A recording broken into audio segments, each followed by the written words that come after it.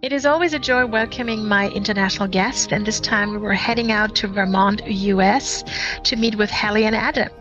And they have been working together for such a long time. They have been sharing a lot of milestones in the talk and also how they formed their strategic partnership. They created the founder and the force multiplier, and I can tell you there's so much more to talk about. Also, Hallie transformed from her role as an EA into the chief of staff role. And we all know that lots of discussions are going on around chief of staff at the moment. So I'm glad we have one of the experts here, Hallie, that helps us to understand the difference, right? So very excited to have these wonderful people here on the show, and I would say just tune in.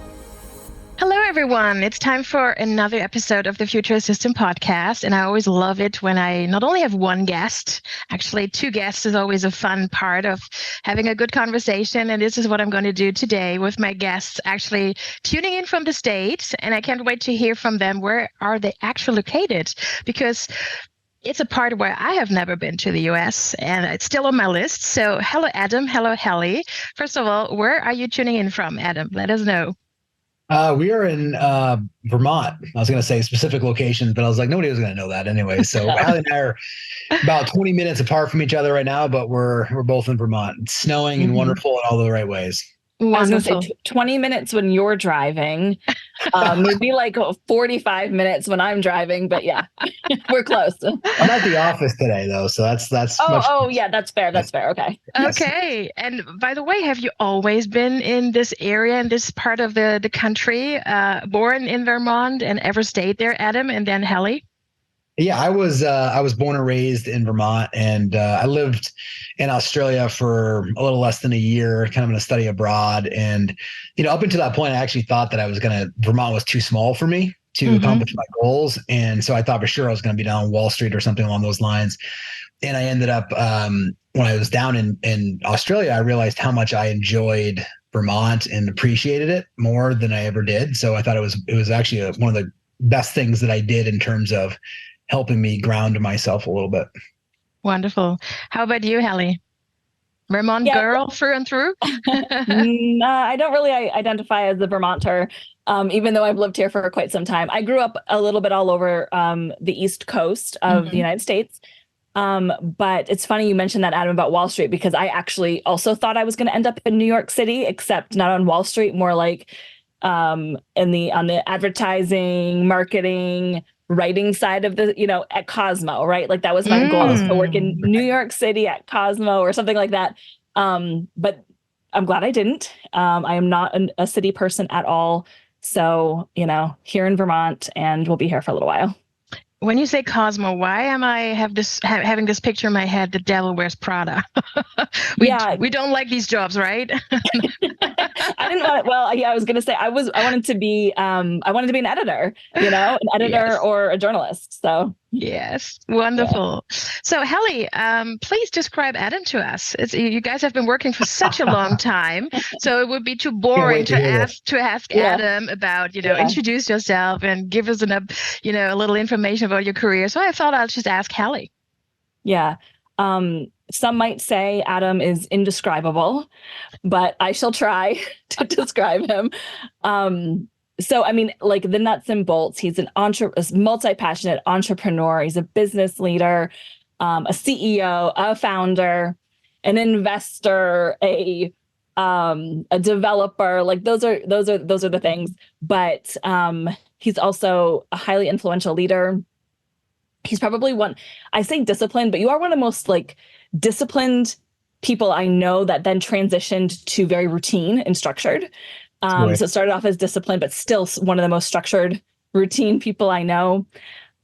Driven, focused. You have that ability to get really crystal clear and distill the big picture down into what needs to happen today. You are a lover of all things outdoors. You love your family and you love seltzer water. Sure. You got some Waterloo right here. That's the way to go. Yeah. Adam, would you say 100 points or anything she missed? She nailed it. It was great. She didn't talk about any of my faults, but so she kind of highlighted like all the good things that I did there, which I appreciate because there's plenty of the other ones too. Yeah. I mean, we can get into those like in the after show. I was going to say, wait for the questions. So Adam, it's your turn. How would you describe Hallie? Hallie loves to work behind the scenes directly beneath one individual that is a leader so that she can make their lives easier and really help streamline information to help everybody else's job be easier as well too. She's that definition of a force multiplier who loves to take somebody's vision and also spread it across not just an organization but everywhere that you go. Hallie was the first person that I ever met that when I hired her originally that whenever I asked, like even like hinted at something needed to get done, like it was like 30%, it would be done like 150%. And so that'd been like the staple in my life of just like making sure people can keep up the same level of Hallie. Is basically, I in my head, things are already done before I even say them. So it's like any type of delay, like I feel like they should just be done faster. And Hallie was really good at pausing me and getting information out so that we can distill it in a better way. Again, that right-hand strategic business partner of yours. And also we see the world differently, right? Which is wonderful. I think that's really, really great. She sees it in a way of like, well, that doesn't really make sense. And always, she's usually right 99% of the time. And so she can distill it. She loves to read. She loves her dogs. And she loves wine, particularly to be creative. Which I do too as well too. So it's actually great. Yeah. So we got to ask that question for the wine lovers here: red or white or rosé, Hallie? Oh, I mean, I do not discriminate when it comes to my wine. I like a little bit of everything. I know, Adam, you're still into your red wine, right? I actually had, so Meiomi used to be like my favorite red wine, and I like it until somebody got me in this organic wine. Because it's like the same price point, like that $25 a bottle. I need to look it up for you, but it's really it might be my new favorite one. Okay, I love white wine. I've always been a fan of white wines, to be honest. Yeah. I did just text my husband to bring me home a bottle of Sauvignon Blanc. So yes. Oh, that sounds good. Wonderful. So, Adam, you actually mentioned the force multiplier, and of course, this is something we're gonna, hear more about during our conversation today, because we do have some viewers and listeners who probably have never heard of that term, especially in the German-speaking area. So, we want to introduce that. Basically the wonderful development you did here, and you've been pioneering around this together with Hallie. So you started working together in 2010. Wow, that's quite a long time. So during that time, you built several businesses. You co-wrote 2 books together, you and Hallie. The founder of the Force Multiplier and the 200% Life, and you work closely together on many, many projects. A cornerstone of your working relationship, which you've been sharing generously also in public, so we all learned from you guys how you work together. This has been very good, and the concept of the Force Multiplier and the true strategic partnership behind EA and Chief of Staff is something we want to talk about here today. So how would you describe that, Adam, to us? What is a force multiplier, and what makes a true partnership between an EA, Chief of Staff, and a leader? Yeah.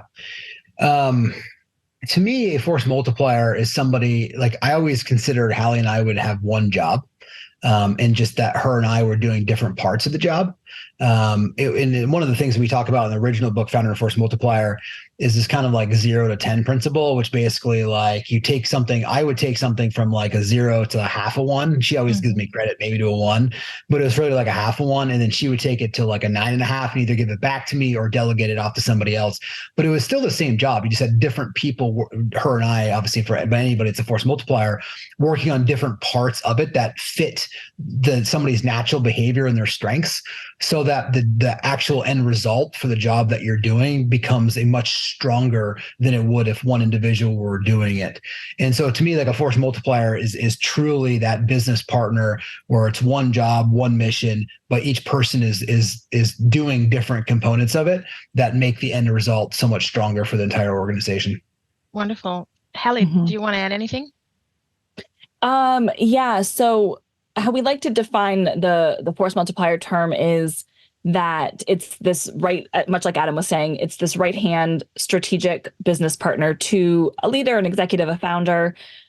From a more like technical perspective, typically it kind of shows up in either the role of an executive assistant, an executive business partner, or a chief of staff. That's kind of our definition of it. Mm-hmm. And I think the key, yes, it's that the one job, like that absolutely for me defines it and is what makes it different. Some people say, well, what about like an operations manager or a COO or all of these other business partners to an executive? And for me, the difference really lies in is the work amplifying what the executive is doing and helping them do their work better, or is it completely separate from the executive? And like a COO, they go run and they run their team, and sure, they're working collaboratively with their CEO, but it's different in that at the end of the day, my objective is to ensure that the founders or the executives' vision is organized, communicated, and executed across the organization, versus a COO or some other staff members who are equally important, but they have very specific objectives for the marketing department or for finance or operations. Right. I've been working in the startup scene. I've been working for, I don't know if you've heard of the company. I think they're not located in the US yet. They're called Mr. Specs. They sell glasses and contact lenses. I've been working for the founder, and he was so clear when he started the business that his first hire was an assistant. It wasn't me. I wasn't there at the company back then, but the first hire was an assistant. Would you agree to that approach, Adam? 100%. I mean, I still think, I mean, because the reality is like usually a founder or an entrepreneur is wearing a lot of different hats, but one of the best strengths that you can get right away is all those other things that are really important that you don't really like to do. Somebody else needs to do them, or otherwise, anytime you add somebody else, you're going to end up doing all the things that you're not even good at. And so therefore you're going to actually create more holes than you are of creating more growth. And so having the assistant there is going to keep everything aligned, focused. There's in our world, in real estate, in the book, I don't know if it's the One Thing or the MREA. I think it was MREA, where they talked about hiring the first assistant had like a 70% greater return versus hiring anybody else, because especially in real estate, they're doing everything. You're doing finances, the books, the marketing, and that's kind of the startup scene. Whereas getting somebody that can handle the bucket of things that you don't need to be focused on, so you can focus on either a lot of times sales or hiring or strategic initiatives or raising money, is much better suited for you. Right. Absolutely agree. By the way, who came up with the term force multiplier? I've always wondered when you developed that term, was it like a common project? I definitely did. Let's be clear. Did? No, Hallie definitely did. No, I did through reading a bunch of things, and I was reading like a bunch of stuff on, I think it was the days when we were really into Navy SEALs. Yeah, Navy SEALs. That was a military big era. Yes, it was. Yeah. So I was reading a lot of that sort of leadership content and military strategy and all of these things. And that term showed up in relation to some other sort of system and process. And then somehow I correlated it to it's actually kind of what we do in our roles is we're force multiplying. We're force multiplying our executives' efforts. Yeah. It's such a great term. Absolutely. And it's so nice how it has been picked up by the industry, right? Around our executive support professionals out there. They really love the term, and you see it all over LinkedIn. It's always good to see, who was a pioneer behind. So thanks for that. Adam, let's talk about non-negotiables. Are there any non-negotiables for you when it comes to the collaboration, the partnership between the force multiplier and the leader? Well, clearly there's the short answer is yes. I think they deserve a kind of an explanation. I think every founder or leader, when they hire a force multiplier, needs to have their own kind of non-negotiables, or you call them expectations, if you will. And early on for me, it was we used to actually, you remember how we used to do this? We used to put in our contracts that basically like, that not just for ours, Hallie's and mine. I don't know if I had it in yours, but I used to write in there that like, if you ever let a piece of your job come back on my desk, you're instantly fired. And we actually had people initial that until like HR got a hand of it, and they were like, this is way, like, you can't do this.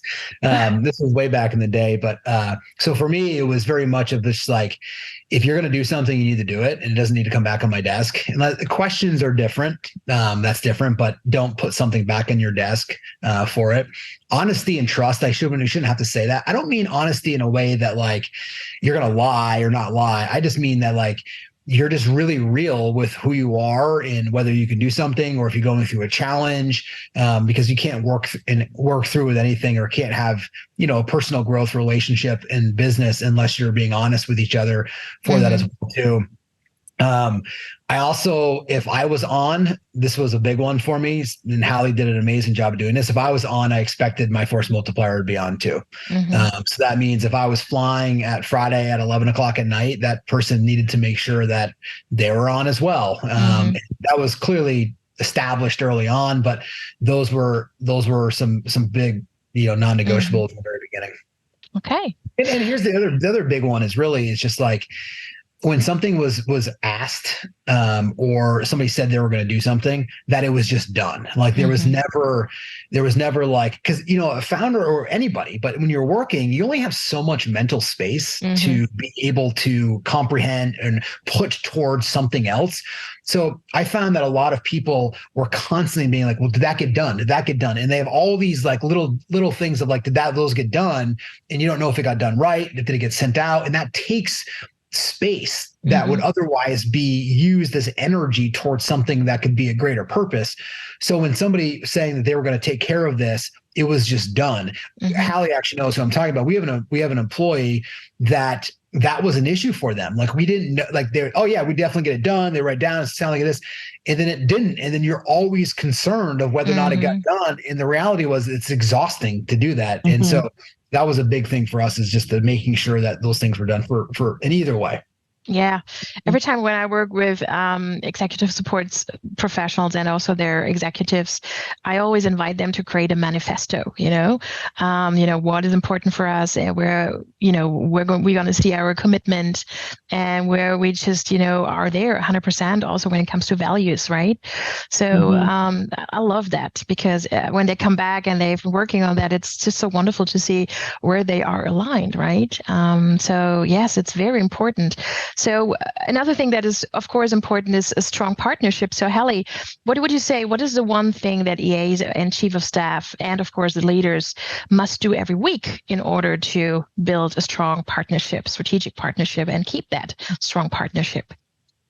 Yeah, I'm gonna answer that question, but before I do, I'm gonna mention this one thing about partnership in general.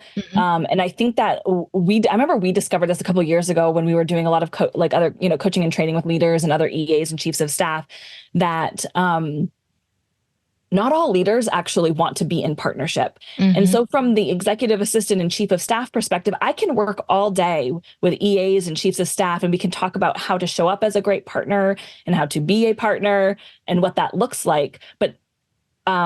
But you're only going to get so far if your leader does not actually want to be in partnership at the same level and in the same way that you want to. And honestly, vice versa. Like there are a lot of EAs who are great at their jobs, but they have no desire to necessarily have the sort of strategic business partnership that Adam and I have. And that's okay. But I think that we just need to be aware of that and acknowledge what a partnership actually looks like. And do you actually want to be in one? Do you want to let somebody into your life that intimately? Do you want to share your vision? Do you want them to challenge your thinking? Do you want them to, push you? Do you want to be up at 2 a.m. waiting for a phone call? Do you not, like, you got to really decide whether or not you want to be in partnership. Very, very important point. Yes. Thank you so much for bringing that up. And, it's a good reminder also for everyone listening and viewing that conversation, finding out what state am I in right now? What is the next level? Do I actually want to go to that strategic level? The other day, I got a phone call from an assistant I've been talking to for months. And she said, I got offered that new CEO assistant position. And I'm thinking of turning it down because I'm just happy where I am. I've settled in my role. I have a wonderful executive next to me. I'm running my own projects.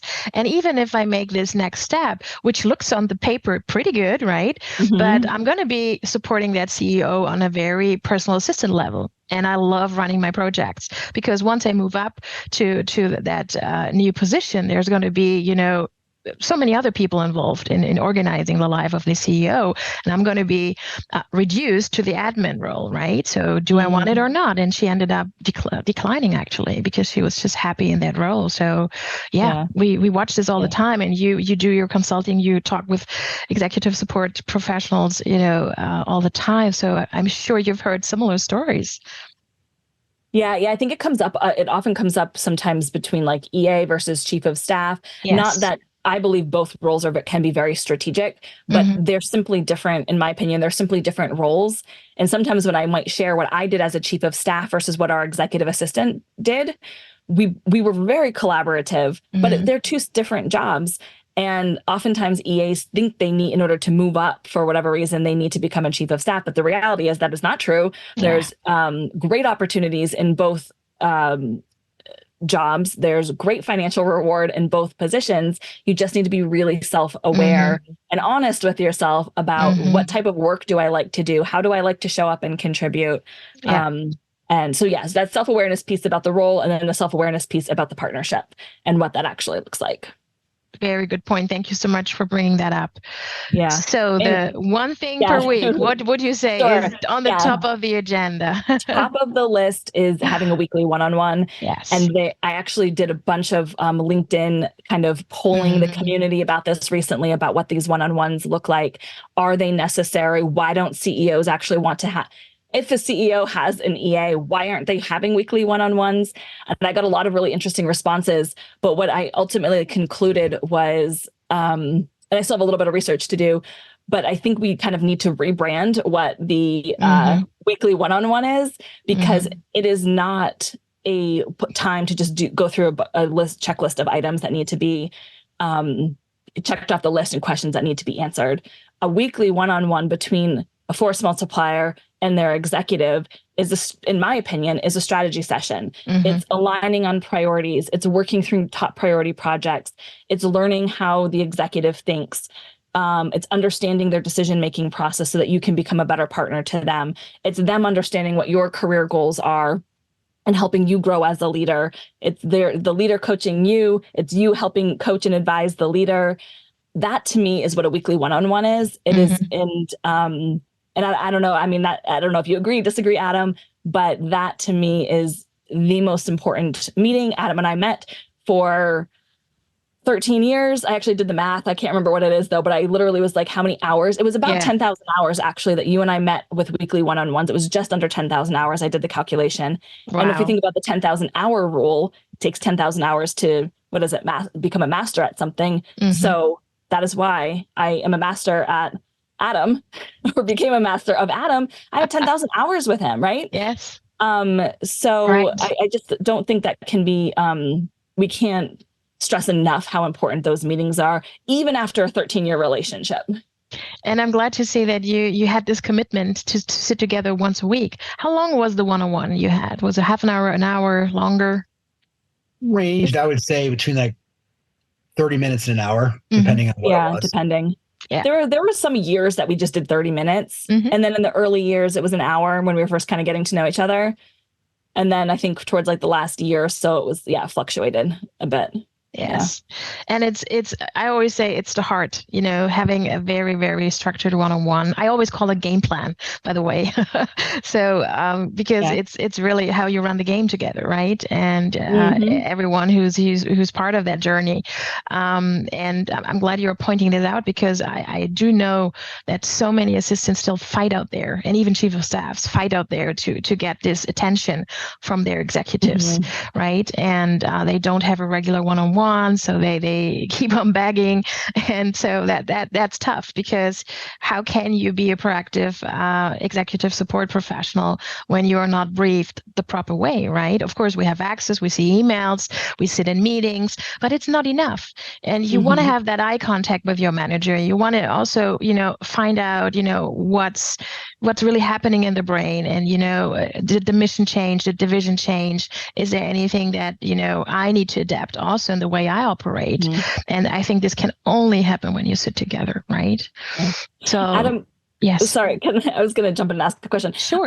Adam, from your perspective, because I hear from the right, and Diana, you probably do too, from our side of the things a lot, which is we can assume why our leaders don't want to meet with us and why they won't make the time. But from your perspective as a founder and a CEO, why do you think leaders are not making the time or setting aside 30 minutes a week to meet with their force multiplier? I think you already know the answer. It's a time thing. And for them, they feel that it's not the most important thing that they need to be doing at that point in time, because they feel like those answers will always need to be there, or I can get it later, or I can skip that, or whatever it is. So it just comes down to they'll figure that out, or they'll be okay, whatever it is, versus somebody else that's screaming in their ear, because usually an EA or a force multiplier is not being as aggressive as a pissed off client or a CFO saying we have a cash problem, like whatever it is. And so part of it is also Hallie did a really good job I always enjoyed our one-on-ones immensely over the years, but Hallie did a good job of making sure that like it was there, scheduled, and showing up prepared to make it impactful. So I think more people, as from an EA perspective, if you showed up in the meeting and actually showed up with value, you're the kind of leader is like, oh, whoa, this is different, right? This isn't just a checklist that I can get an email and solve at 7:00 tonight when I'm sitting there having a glass of wine, right? This is a strategic meeting that is now I can see the value from me being in here. So you do, as an EA force multiplier, have to step up and show the value as to why your leader needs and should be in this meeting and should never be canceled. Very good point. I remember I was working with an executive many years ago when I was still an active assistant. And after we, had our onboarding and we got to work with each other more and more and learn from each other. And I remember that he once said to me, in our one-on-ones, and we also had a weekly 30 minutes check-in, he said, you need to be the one talking. You need to talk more in our one-on-one, because you need to help me lead and you come up with the right questions. So, and the way you are prepared, you are preparing the questions, it's either a yes or a no answer, right? And the better you lead me through and the better you introduce topics, and I can make my decision. So I found this very interesting, and I still have this in my head that, sometimes it's interesting to observe, how we are sitting in our one-on-ones from the EA perspective. Do we sit there? Do we gain the information and we pencil down and then we run out? Or are we the ones talking and bringing up ideas and suggestions? Because I think this is where the starting point of a strategic partnership actually begins, right? Yeah, I completely agree. I think one-on-ones, we're not trying to add another to-do. That's probably what a lot of the leaders think. We're just adding another to-do item to their calendar. When in reality, if we are the one, I believe that the force multiplier is the one who leads those meetings, and the executive, of course, we want them to contribute and we want to learn from them, but I don't expect them to come prepared. I don't expect them to do anything but show up and let me lead the meeting. Yes, absolutely. So EA Chief of Staff, for sure, a whole podcast episode probably. And you've been, transitioned from EA to Chief of Staff, Hallie. So tell us a little bit about the journey and what is the difference actually between those two roles, because you keep telling us, and I love many of your LinkedIn posts where you actually say it's not the same role. So please, we need to differ. So how, would you describe the different roles, and how did you actually prepare yourself for this change? I mean, this was, of course, something that happened throughout, a process probably. And did you find a network? Did you talk to other chief of staff? Was there maybe a mentor, a specific training? And of course, I would be very interested in finding out how the whole office structure probably changed, and also what changed for Adam. Cool. Okay, let me see if I can dive into this without being super long-winded. So for the EA and chief of staff, the difference is there are a ton of resources out there about what the different, and thankfully I think we're starting to get so much more education around what the differences are between the roles. Yes, sometimes there's overlap depending on how your company structures the role or what your company chooses to call a certain position.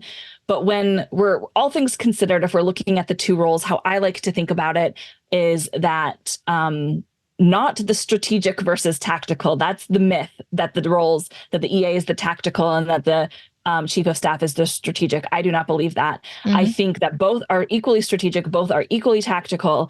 The difference is that the executive assistant is more focused in the now. So their focus is on handling day-to-day emergent issues, maybe up until, 6 months or so, maybe even a year out. But like in general, their purpose is to handle, and their impact is handling day-to-day, week to week, month to month, some of the rhythms of the business, meeting prep, calendar management, event strategy, getting super strategic about like who's meeting who and when and where, and handling sometimes presentation prep again, but it's all really focused in what is happening in real time. And I think the chief of staff is more focused on 90 days and beyond. They're focused on the future of the company. They're focused on the leader's 5-year plan. They're focused on implementing some sort of initiative that doesn't fall to any other department in the company. In more of a startup environment, they might be handling operations, or they might be handling marketing, or they might be filling some sort of gap until another staff member is hired. But again, they're a little bit more future focused. But all three together make a great strategic partnership. And I think this is also very important, because I do hear also situations in companies where it's not working properly between the EA and the chief of staff, which is, of course, the most horror scenario for a manager, because we don't need that, right? Right. So, Adam, is there anything you want to add towards also the transition that you saw when you developed Hallie into that role? Well, I don't think I developed Hallie into. I think she developed herself. I was just going to say, I don't know.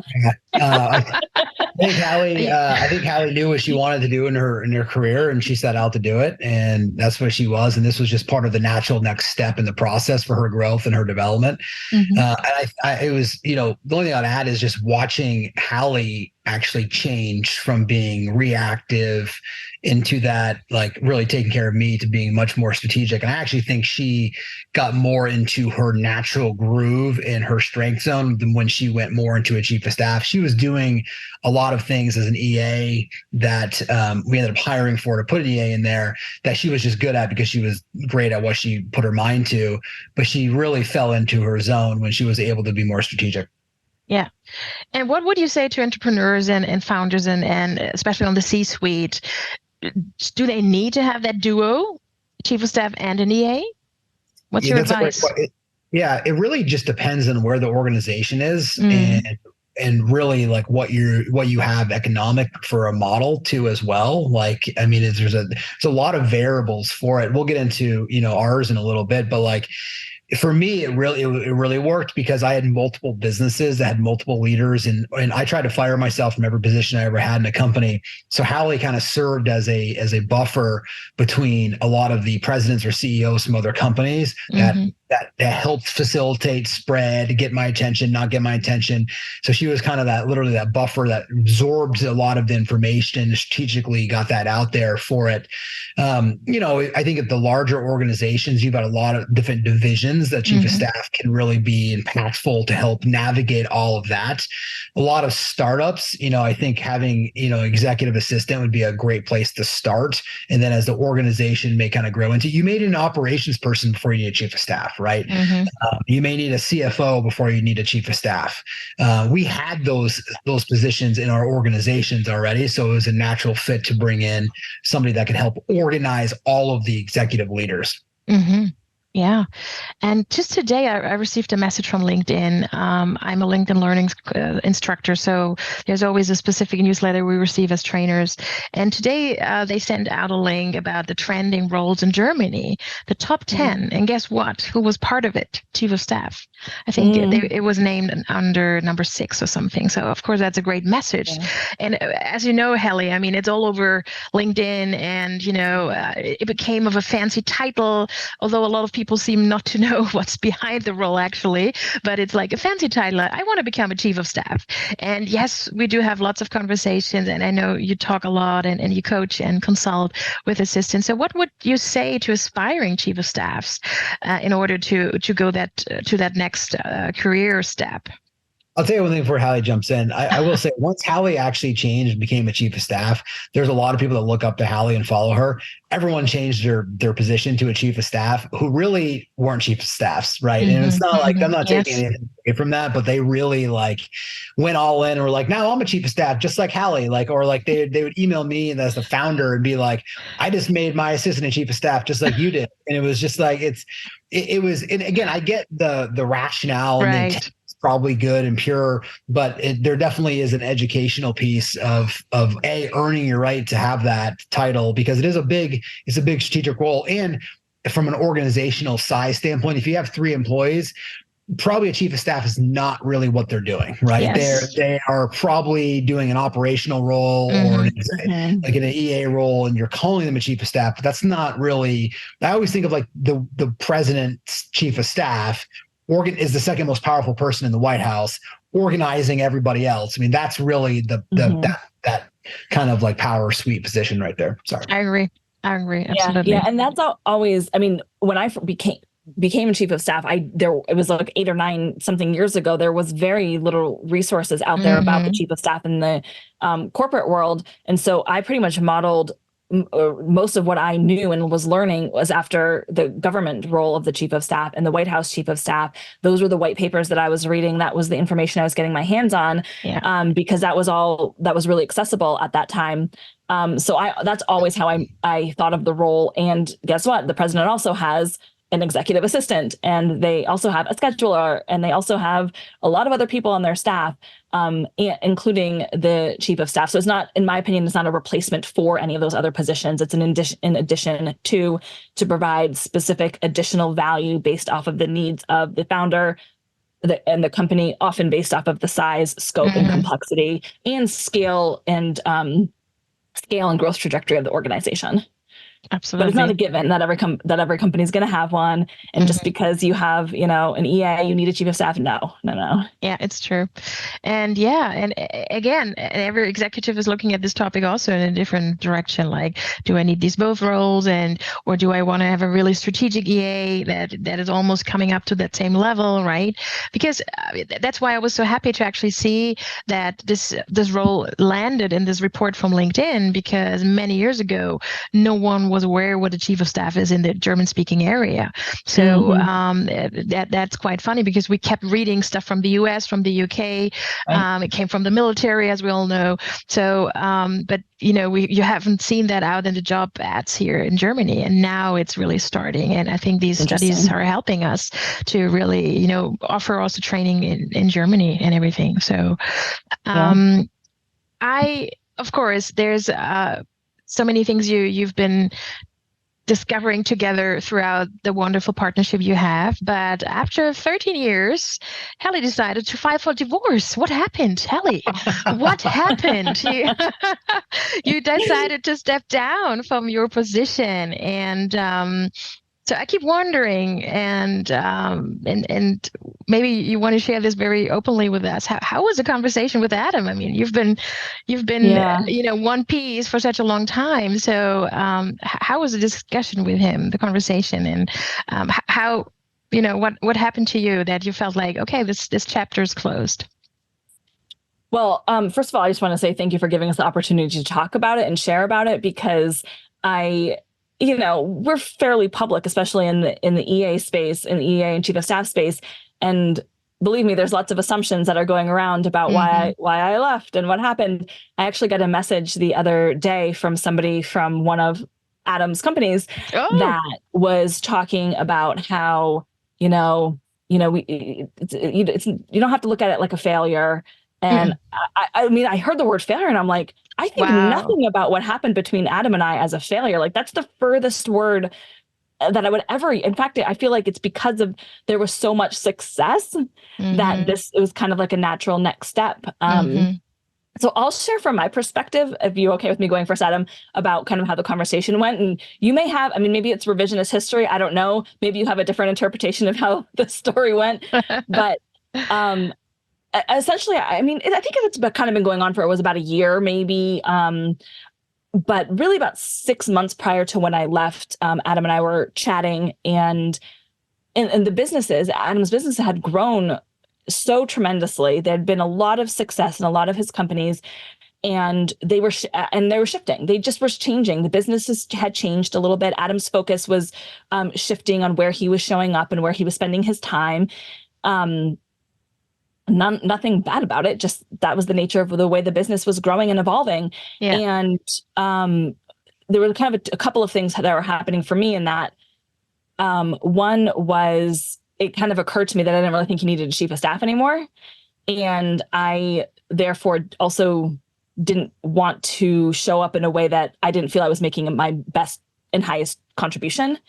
And I think that there were ways that Adam and I could have continued to partner together on certain projects and different things, but I didn't really feel like he needed a chief of staff in the same way. And I love being a chief of staff. So, but what he really needed was a really great and strong executive assistant. And that's not me. So we had that conversation. We kind of talked about, well, what would a transition look like? And I think I was just also ready to kind of explore some different things, take a little bit of a break, see what might be next for my next, 20 years of my career. So it kind of felt like a nice natural ending point because of the shift in things that were happening and wanting to go explore different things. So we kind of restructured the executive office a little bit. We made 2 new hires. One was a replacement for an executive assistant, and then we hired somebody to help Adam with content specifically for one of his companies, because I was doing that as well in my role. So made some of those changes and shifts, and then I kind of it was a slow exit towards the middle of October, and then he couldn't really get rid of me completely. I kind of like showed up to like a company meeting, a company event. I'm actually going to a company event tomorrow, so he can't completely get rid of me. But it really, the partnership in that formal sense really ended at the end of October. So how did it feel for you, Adam, when she popped the news? Well, at first, I think she's spot on. I think people want like juicy gossip of some sort of like, why did things break? I'm like, we've been together amazingly for 13 years. It was awesome. Like, it was like, there was nothing wrong. That's why we're even doing this. Like it was always there and have memories. It's just people come and go. Like, I don't like Mark Zuckerberg and Sheryl Sandberg. Right? Like, it's like, I don't know what else to tell you. It happens every day. I also think it's, how you can exit as a leader in a force multiplier that makes a huge difference. And Hallie did it, awesome, and, giving me time. And I feel like we both had space in that relationship to allow both those things to unfold, her to kind of, and I was there to help her out. And she was there to help me out in any ways of not just our job, but outside of that too, and anything that we could do from there. And to this day, right? Like we still talk a couple times a month via email, right? Of just different things. Or she sent me over some ideas for, some things that we were doing, just, and for all that. I cannot help myself. Exactly. That's great. I already knew, I know Hallie very, very well. Yeah. And so I already knew that was that she needed to do that. She just didn't want to disappoint me. So I think it took a little bit of time to sit down and say, like, I was actually like forced it out of her a little bit. And not to say that she wouldn't have come there, but I think I might have pressed it. Then she's like, well, let me get my thoughts together and get there. And we had an initial conversation, and I said, hey, look, I'm here to support you. Anything you want to do, like, I'm here. Like, it's fine. Like, if you want to be here, if we don't want to be here, like, I get it. Like, but I was, in the same token, I'm just in a different spot, right? Like I've sold off a lot of my other companies. I don't have a lot of the need for a chief of staff to be in a strategic way. All, by the way, from success that we've had from those different things. And I've simplified my life a lot. I really focus on one company at this point, and I love talking anything 200% life or spirituality, of course. But that's like to me, that's just fun, something I do every day, and I like to do that. And I focus on really one company, and it's just. I just didn't need it. So it was an awesome opportunity for her to go and explore and take all the things that she's learned and bring it to the world. And it was a good opportunity for us to kind of really restructure what I really needed here to help me out in a role that really wasn't something that she needed to do. Absolutely. And do you want to share some of your plans, Hallie? I mean, what's on the agenda for 2024? Oh, sure. Well, a couple vacations. Yes. That's like the big thing. Very good. Yeah. And, I'm working with a couple of coaching clients right now, mostly executive assistants, chiefs of staff. And then I have a couple of entrepreneurs and small business owners that I'm working with. I'm realizing through this exploration and this career break that I am very fortunate to have been able to have, that I really love working with entrepreneurs and like solopreneurs. It's kind of like Adam way back in the day, right? Like, I mean, you already had a really successful real estate team, but you were still like all like those really early stage ideas and how are we going to build this company? I'm realizing through a lot of my conversations that I really love being in that place, working alongside entrepreneurs like that. So doing some coaching and consulting, exploring creating a course and doing some fractional chief of staff work, but really just, taking what I learned and all of the opportunities that I've had from Adam and translating them into really just working for myself and working on myself. Wonderful. And by the way, of course, we're going to put all the information into our show notes, how people can reach out to you for consulting and coaching. So make sure everyone check out the show notes. Everything is down there, and also the connection, how you can talk to Hallie. By the way, probably you also have more time to read, or you recently maybe read a great book. Is there anything where you say, this is something I have to really mention on this podcast? That's a book everyone needs to read. Yes. So the one that I read a couple of months ago that just really resonated because it's the time of life that I'm in, it's called The Portfolio Life. And it was about creating and designing your life around your various interests, which have lots of interests. So how to create a life and work and career around this kind of, she calls it this human Venn diagram. So that I really did a lot of exploration around that book. And I highly recommend to anyone who's going through like a career transition or a life transition, because it's really impactful. Very good. Wonderful. And Adam, anything you want to add in terms of that's on my nightstand at the moment? I'm sure Hallie could probably guess the answer to this question, but I mean, to me, I think business is nothing but a conduit for personal growth. I think life is a great guru for you, and it's such an opportunity of things that happen in business every day that you wouldn't necessarily sign up for, like lawsuits or figuring out how to pay payroll or having employees leave disgruntledly or having 6 of them leave at a time, and all things that that everyone will experience if you stay an entrepreneur long enough. And in those moments, you get the opportunity to really relax, release, and then act with clarity. It's really, to me, personal growth, which is the book I'm going to recommend, is all about just being able to handle life. Like if you're a doctor and you can't handle a sight of blood, you're no good at the scene. Yes. Or an entrepreneur and a leader and you can't handle a lawsuit, then you're no good. If you're a leader and you can't handle an employee being angry or frustrated or a client doing that, you're not going to be one for very long. Somebody said I'm still dabbling in construction because it's like a creative hobby for me. And it was like -10 the other day. And these guys are out there. One guy says bare hands, and I'm like freezing, right? And I'm like, how are you out here with no gloves on? And what he said to me, it was such a high. He said, well, if you can't handle the cold, you're no longer in this profession.